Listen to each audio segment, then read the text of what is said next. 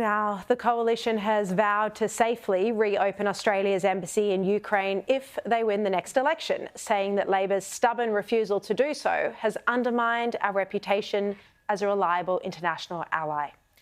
Shortly after Russia invaded Ukraine in February 2022, the Morrison government at the time ordered staff to evacuate Kiev. Since then, around 70 other countries have reopened their embassies in Ukraine.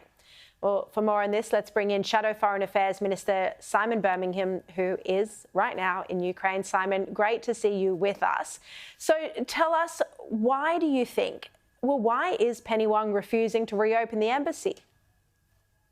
Hello, Sharri. It's good to be with you. Look, it is totally baffling as to the stubbornness of the Albanese government in terms of taking this step. As you said in the introduction, around 70 countries, from Ireland to Indonesia, have reopened their embassies in Kiev. They've done so safely, cautiously, appropriately. It's a city that I've been in the last couple of nights. And of course, it's a city that has built strong safeguards, warning systems, air defence systems, and created an environment where a range of different embassies are able to operate.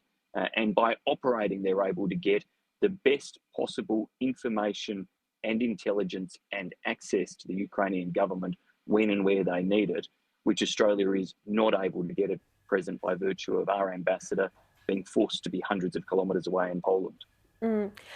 Look, there are accusations that Australia has let down Zelensky and Ukraine in other matters as well. Do you think we could be doing more in terms of supplying weapons or funding aid to Ukraine?